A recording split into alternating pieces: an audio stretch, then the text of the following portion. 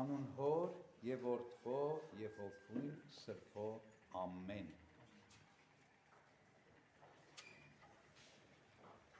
Այսօր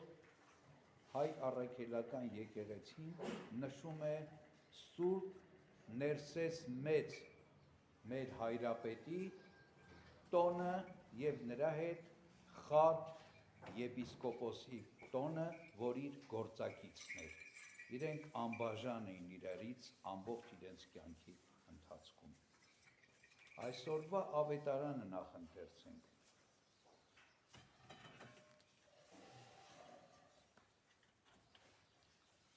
Ահա ես ձեզ ուղարկում եմ որպես ոչխարներ գայլերի մեջ։ Այսուհետև խորագետ եղեք օձերի պես եւ միամիտ աղավնիների նման։ Զգուշացեք մարդկանցից, որովհետև պիտի մատնեն ձեզ ատյանների և պիտի տանջեն ձեզ իրենց ժողովարաններում։ Ձեզ պիտի տանեն կուսակալների և թագավորների առաջ իմ պատճառով, որ իմ մասին վկայություն տաք նրանց և հեթանոսներին։ Բայց երբ ձեզ մատնեն, հոգ մի արեք, թե ինչպես կամ ինչ պիտի խոսեք, որովհետև այդ ժամին ձեզ կտրվի այն, ինչ պիտի խոսեք, քանի որ ոչ թե դուք եք, որ պիտի խոսեք, այլ ձեր Հոր Հոգին, որ պիտի խոսի ձեր միջոցով։ Եղբայրը իր եղբորը մահվան պիտի մատնի, և հայրը որդուն, և որդիները հայրերի դեմ պիտի ելնեն, և նրանց պիտի սպանեն, և իմ անվան համար բոլորից պիտի ատվեք, իսկ ով մինչև վերջ համբերի, նա պիտի փրկվի։ Քրիստոս այս խոսքերն ուղղում էր իր աշակերտներին, առաքյալներին։ Եվ ինչ էր խոստանում։ Նեղություն, հալածանք, չարչարանք, դժվարություններ, ատյաններ, դատեր, դատավարություններ և նույնիսկ մահ։ Ասում է եղբայր եղբոր դեմ պիտի ելնի, հայրը որդու դեմ, որդին հոր դեմ, իրար պիտի սպանեն։ Ինչի համար։ Քրիստոսի անվան համար, քրիստոնյա լինելու համար։ Բայց վերջում ասում է ով որ մինչև վերջ համբերի, չգայթակղվի, չթուլանա, չծուլանա, չհուսահատվի, չհեռանա, այլ մինչև վերջ մնա, նա պիտի փրկվի։ Ուրեմն շատ կարևոր է, որ այս ամեն ինչի մեջ մարդը չտկարանա, այլ մինչև վերջ համբերի։ Շատ հաճախ մենք մարդկանցից, նույնիսկ մեր հավատացյալներից լսում ենք, ասում են, էլ ուժս սպառվել է, էլ համբերությունս հատել է, էլ չեմ դիմանում, էլ չեմ կարողանում։ Ավետարանն ասում է մինչև վերջը պետք համբերել։ Ասում է ես ձեզ ուղարկում եմ որպես ոչխարներ գայլերի մեջ։ Այս խոսքը շատ կարևոր է, որ մենք երբեք իմտի չենք առնում և շատ հաճախ այս խոսքը մոռացած ենք ապրում։ Երբ մենք հայտնվում ենք միջավայրում, հասարակության մեջ, որտեղ մեզ չարությամբ են վերաբերվում, մեզ վրա հարձակվում են, մեզ ուզում են վնասել, մեզ ուզում են նախատել, մեզ ուզում են անարգել, մեզ ուզում են անպատվել, շատ հաճախ մենք նույն կերպ անդրադարձ ենք անում, նույն կերպ ենք անդրադառնում, նույն կերպ ենք հակազդում, մենք էլ փորձում ենք իրենց վիրավորել, իրենց նախատել, իրենց անարգել, իրենց վնասել, մինչդեռ Քրիստոս հակառակն ասեց։ Գայլը կարա ոչխարին հոշոտի, վնասի, բայց ոչխարը երբեք գայլին չի կարա հոշոտի։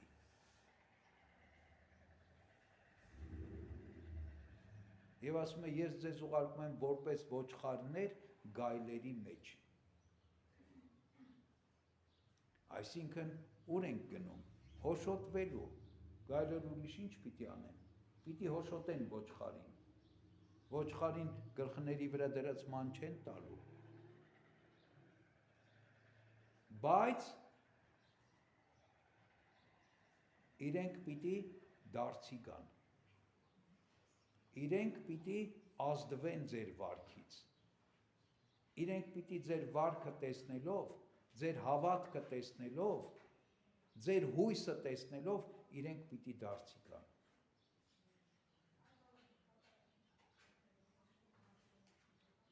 Այստեղ նորից հիշեցի առաջի դարում Ռոմի ամֆիթատրոններում տեղի ունեցած մի փոքրիկ այսպես երկխոսություն։ Երբ քրիստոնյաներին տանում էին ամֆիթատրոններ եւ լցնում էին գազանների առաջ, որպեսզի հոշոտեին գազանները եւ իրենք էլ Ռոմի քաղաքացիները ավականու հետ միասին կարծեք մի թատերական ներկայացում էին նայում, հրճվեին դրանից։ Ինչու? Որովհետև այդ քրիստոնյաները չէին հրաժարվում Քրիստոսի անունից, հավատարիմ էին մնում Քրիստոսին։ Եվ այդպիսի տեսարաններից մեկի ժամանակ կայսրը ասում է, ինձ թվում է, այս քրիստոնյաները ավելի մեռնել են սիրում, քան թե ապրել, որովհետև քրիստոնյաները անվախ գնում էին ուրեմն գազանների առաջ նրանցից հոշոտվելու, ինչպես ոչխարը գայլի առաջ կլինի։ Չէին տրտնջում, չէին դժգոհում, գնում էին ոչխարների, գայլերի առաջ, գազանների առաջ հոշոտվելու։ Ճիշտ այնպես ինչպես Սուրբ Իգնատիոս Աստվածազգյացը իր նամակում գրում է, որին տանում էին Հռոմ, դատելու որպես քրիստոնյա, ասում էր ինչքան են փափագում, որպեսզի առյուծների բերաններում իմ ոսկորները մանրվեն, ինչպես ցորենն է աղվում, այսինքն նահատակվեմ Քրիստոսի համար, այսինքն այս ոգով ինքը արդեն գնում էր Հռոմ։ Եվ կայսեր այն խոսքին, որ ինձ թվում է, թե այս քրիստոնյաները մեռնել ավելի են սիրում, քան ապրել, նահատակներից մեկը շուռ է գալիս եւ պատասխանում է կայսրին, ասում է կայսր, մենք մեռնել չենք սիրում, մենք մահից չենք վախենում, այսա։ Այսինքն ոչխարը կարա գնա գայլերի մեջ այն դեպքում, երբ որ ինքը մահից չի վախենում, երբ որ ինքը մահվան վախը եւ սարսափը հաղթահարել է։ Երբ որ ինքը Պողոս առաքյալի պես կարող է ասել, մահը ինձ համար շահ է, որովհետև պիտի միանամ իմ սիրելի Տիրոջը Քրիստոսին։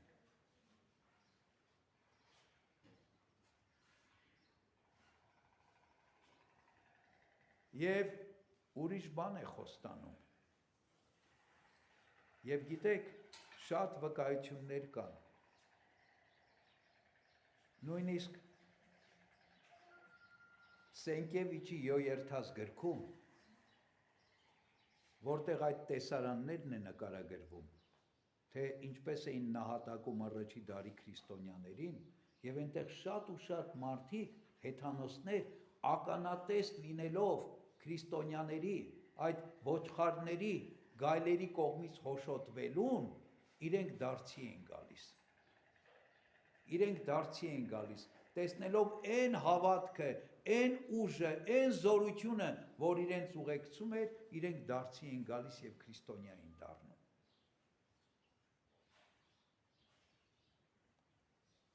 Եվ այս խոսքերի մեջ նաեւ քաջալերիչ բան կա։ Ասում է, երբ ձեզ կտանեն դատելու, կտանեն պատասխան պահանջելու, կտանեն նահատակելու, չվախենաք։ Ինչու՞։ Որովհետև ես ձեզ հետ եմ։ Իմ հոր հոգին, Սուրբ հոգին ձեզ հետ է լինելու։ Սուրբ հոգին է, որ ձեզ պիտի զորացնի։ Սուրբ Հոգին է, որ ձեզ իմաստություն պիտի տա։ Սուրբ Հոգին է, որ այդ վիճակի մեջ ձեզ պիտի առաջնորդի։ Մենք շատ հաճախ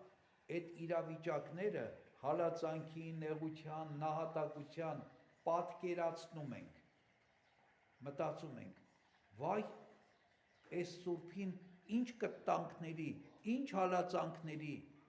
ինչերի ենթարկեցին, ու մենք սարսափում ենք, սարսռում ենք, մեր մարմինը փշաքաղվում է, մեր մեջ վախ և սարսուռ է անցնում, ինչի, որովհետև մենք հաղորդ չենք այն իրողությանը, ինչ կա այդ պահին, ինչ կա այդ պահին, այդ պահին մենակ զոհն ու նահատակը, զոհն ու սպանողը չեն, նահատակն ու բռնակալը չեն, Սուրբ Հոգին է, Աստծո ներկայությունն է, Աստված այնտեղ է, և Աստված է զորացնում այդ նահատակին, որ կարողանա տանել այդ ամեն ինչը։ Եվ շատ հաճախ նահատակողները, սպանողները ապշում և զարմանում էին, թե ինչպես մարդը կարող է այսքանից հետո ոչ միայն ողջ մնալ, այլ այդքանից հետո նույնիսկ աղոթել և Աստված փառավորել։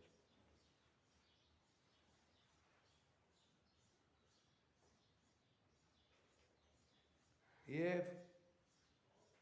մահերի միջով պիտի անցնեք, բայց ասում է, ով որ մինչև վերջ համբերի, նա պիտի փրկվի։ Քրիստոսի այս խոսքերի լավագույն ապրողները եղան Սուրբ Ներսես մեծ հայրապետն հայոց և Խադ եպիսկոպոսը, որոնք ապրեցին 4-րդ դարում։ Սուրբ Ներսես մեծը Գրիգոր Լուսավորչի թոռ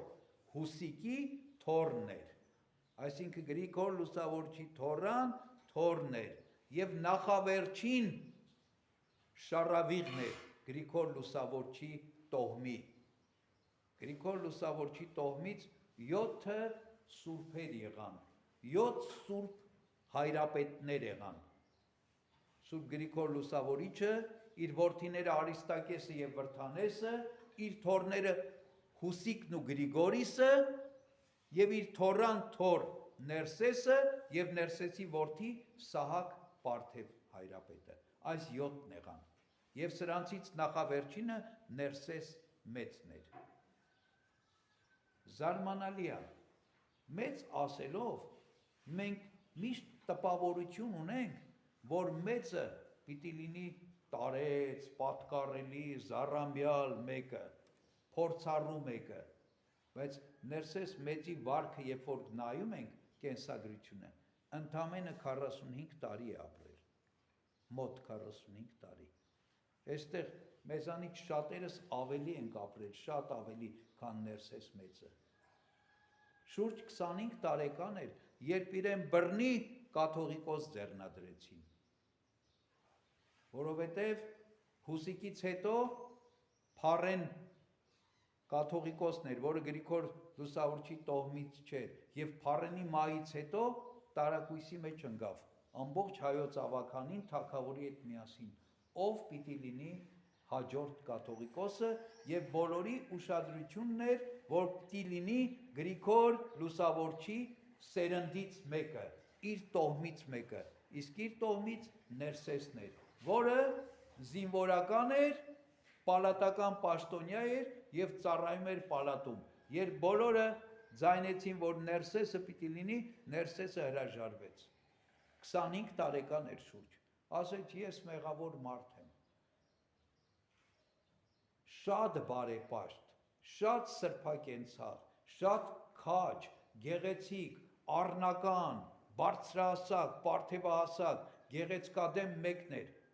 Փավստոս Բյուզանդն ասում էր, այդպիսի գեղեցիկ մարդ Հայաստանում չէր գտնվի, ինչպիսին Ներսես մեծն էր։ Եվ այս մարդուն որոշեցին, որ կաթողիկոս պիտի անեն։ Ինքը հրաժարվեց, բայց հետո բռնադատեցին, ստիպեցին, երբ որ տեսավ էլ ճար չկա, հետաքրքիր խոսքեր ասաց Ներսես մեծը, որ բերում է Փավստոս Բյուզանդ պատմիչը։ Հիմա ես կներկայացնեմ այդ խոսքերը։ Դուք Ներսես մեծը դիմում է թագավորին եւ ավականուն նախարարներին, որոնք ուզում էին իրեն կաթողիկոս դարձնել։ Դուք Աստծո օրենքները չեք պահում եւ պիղծ գործերի մեջ եք գտնվում։ Ես ձեզ հովիվ չեմ կարող լինել, որովհետեւ չեմ կարող աչառություն անել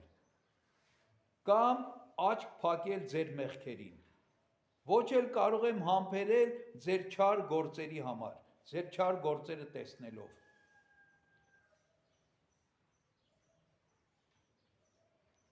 Իզուր եք հիմա իմ նկատմամբ սեր եւ համակրանք ցույց տալիս։ Վաղը ատելի եւ թշնամի պիտի նկատեք ինձ։ Ուստի թողեք, որ ես իմ անհատական կյանքս ապրեմ Աստծո մինչև Աստծո դատաստան, միշտ իմ անհատական կյանքս ապրեմ Աստծո դատաստանը միշտ իմ աչքի առաջ ունենալով։ Ահա այսպես էր ասում, գիտեր ինչ է իրեն սպասվում, որտև ինքը չէր կարող հանդուրժել մեղքը, ինքը չէր կարող աչառու վերաբերմունք ցույց տալ, ինքը չէր կարող ասել լավ սա նախարարը, սա թագավորը, սա էսա, սա այնա եւ իրենց նկատմամբ ուրեմն աչքերը փակել իրենց մեղքերի եւ անօրենությունների եւ անիրավ արարքների, Աստծո պատվիրանները զանցանելու։ Եվ ասում էր դուք թշնամի եք դառնալու ինձ եւ այդպես էլ եղավ։ Բռնադատեցին զորով տեղում զինվորական հագուստը վրայից հանեցին, զենքեր առան, սքեմ հագցրին եւ սարկավակ ձեռնադրեցին թագավորի հրամանով եւ ուղարկեցին Կեսարիա, որտեղ Սուրբ Ներսեսը ձեռնադրվեց եպիսկոպոս հայրապետ հայոց ազգի։ Վերադարձավ եւ սկսեց իր գործունեությունը։ Չեմ ամբողջ վարքին չեմ անդրադառնա, դուք ինքներդ կարող եք կարդալ այն, բայց մեծամեծ բաներ արեց, այնքան գործ արեց, որ այդ 20 տարիների ընթացքում իր հայրապետության եւ բավականին երիտասարդ տարիքում այդ մականունը վաստակեց, մեծ մականունը, Ներսես մեծ։ Նախ ավետարանի քարոզիչ էր, ոչ միայն քարոզիչ, այլ ինքն էր ապրում եւ ինչ որ ինքն ապրում էր, այդ էր քարոզում։ Աղքատասեր, մարդասեր, ողորմած մեկն էր եւ իր օրոք էին եւ իր նախաձեռնությամբ, իր մտահղացմամբ էր, որ Հայաստանում բացվեցին առաջին բարեսիրական կամ բարեգործական կամ ինչպես ուզում եք կոչել հաստատությունները։ Ինքն էր առաջին աղքատանոցների, հիվանդանոցների, ուրկանոցները այնտեղ էին, որտեղ պահվում էին, որտեղ խնամք էր տարվում անբուժելի վարակիչ հիվանդներին, բորոտներին եւ այլն։ Հյուրանոցների, այսօրվա խոսքով ասած, բայց իջևանատների, ճամփորդների համար եւ էլի բազմաթիվ բաների հիմնողը, դպրոցների հիմնողը։ Իր հիմնած դպրոցներում էին աշակերտել իր որդին Սահակ Պարթև հայրապետը եւ Մեսրոպ Մաշտոցը, որոնք հետո եղան հայոց գրականության գրերի գյուտի հեղինակները եւ հայոց դպրության հիմնադիրները։ Մեծամեծ գործեր արեց։ Սկզբում թագավորը եւ ավականին կարծեք թե այս ամեն ինչին լավ էին նայում, բայց հետո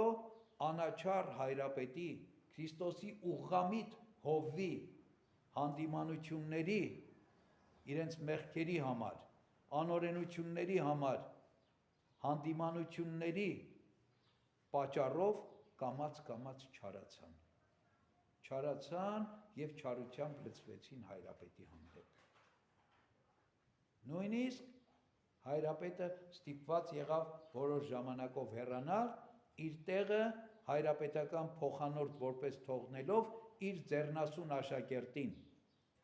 խաց սարկավագին, որ իր գործակիցն էր, գաղափարակիցը եւ ամեն ինչում օգնական եւ աջակից էր հայրապետին։ Խատ ավակ սարկավագին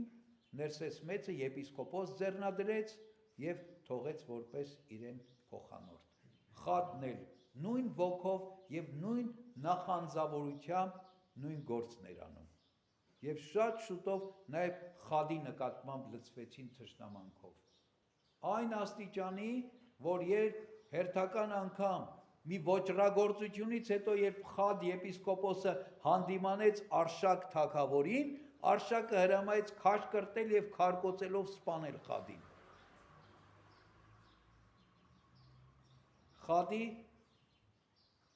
Փեսան երկու աղջիկ ուներ։ Փեսան, որ նախարարական տոհմից էր, իրենց ուրեմն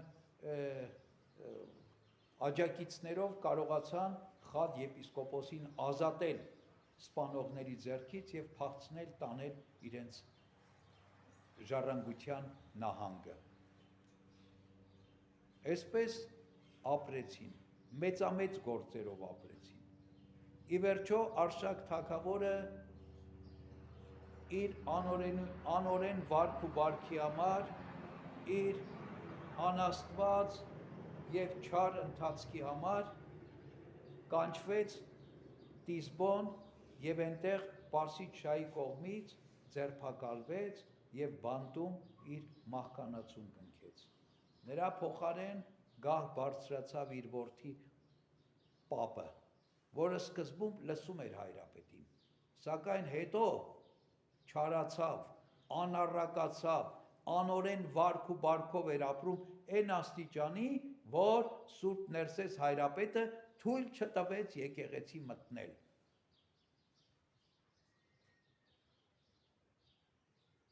Արգելեց թագավորին եկեղեցի մտնել, ինչի համար ողակալություն եղավ, եւ պատմիչն ասում է, որ Պապ թագավորը կազմակերպեց Ներսես մեծի սպանությունը թունավորման միջոցով։ Թեև Մաղաքե Օրմանյան հայրապետը չի կիսում այդ կարծիքը, բայց պատմությունը մեզ է հասցրել,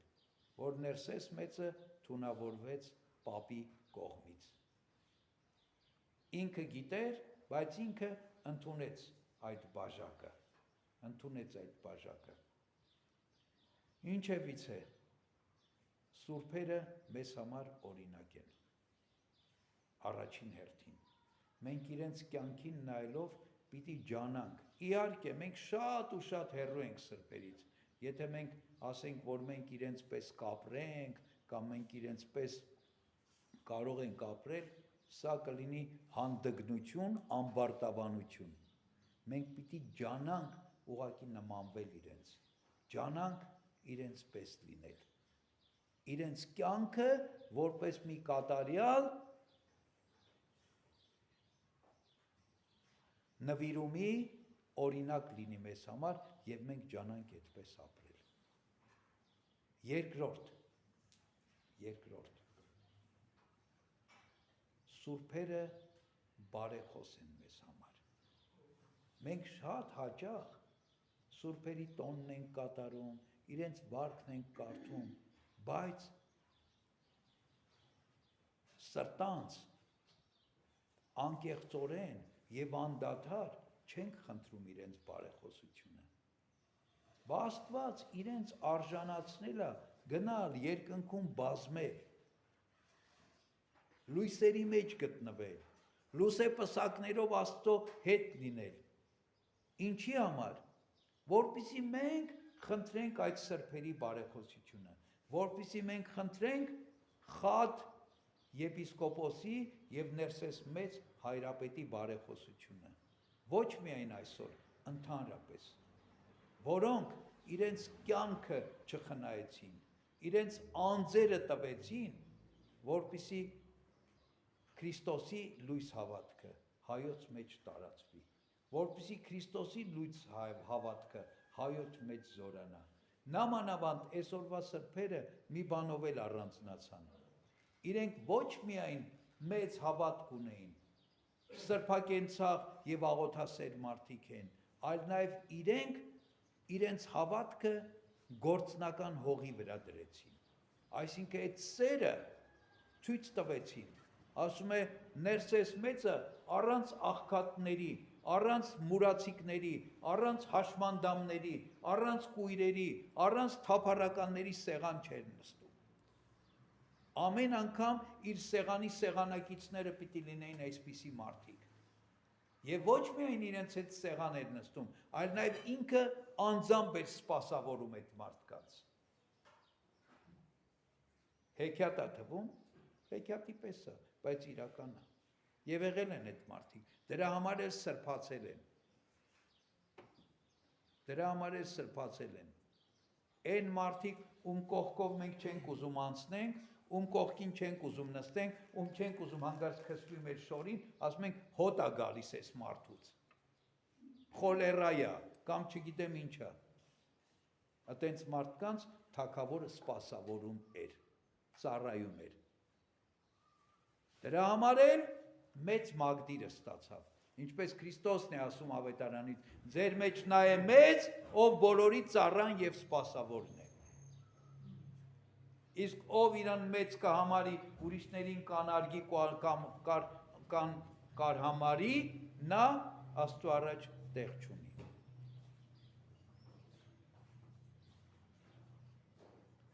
Ուրեմն Սուրբ Ներսես մեծը եւ Խադ եպիսկոպոսը եղան այն սրբերը, որոնք լիոլի կատարեցին Հակոբոս առաքյալի խոսքը, հավատքը առանց գործերի մեռած է, եւ իրենց հավատքը գործնական հիմքի վրա դրեցին։